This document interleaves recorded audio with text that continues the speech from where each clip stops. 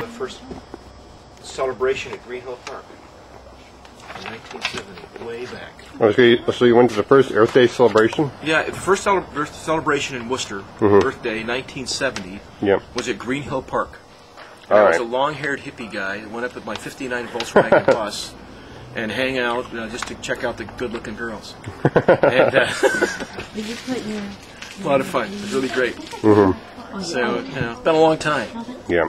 So, 41 years ago, Earth Day.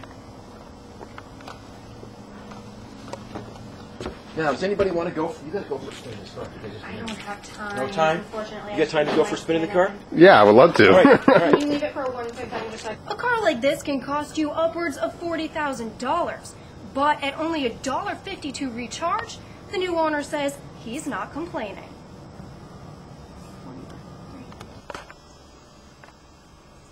Oh, wow, look at that. Got the gear shift right there.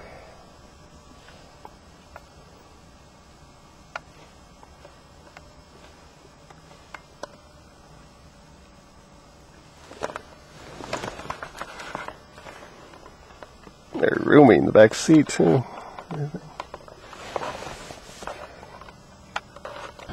Okay, there we go. So what I'm going to do is put on the power flow, and this will show you what's going on while we drive. All right? And we're going to reset the odometer so we can see how my driving is while we're driving down back where you want to go. So we take off, and by the way, if the plug was still in the wall, it wouldn't let me just shift it out of park. Okay. So if you forget to unplug it, you're not going to go anywhere, because the car won't let you, so you don't rip the plug out of the wall.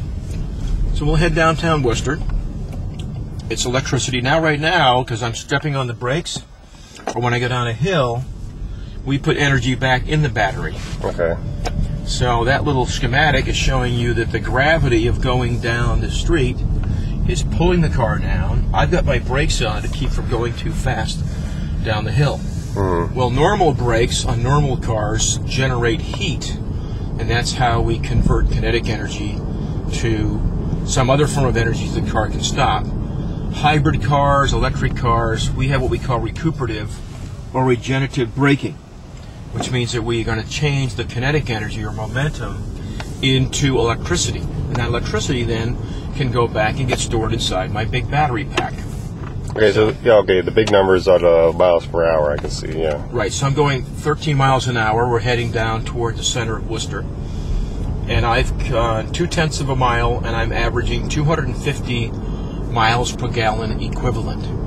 In other words, the price of electricity and the amount of energy I can get out of my battery equals the same amount of energy and the same amount of driving as if I had got 250 miles per gallon. Only my electricity is costing me about 75 cents per gallon, if you could measure it that way. Yeah. Versus the value station I'm looking up ahead here that's got a price out there of close to $4.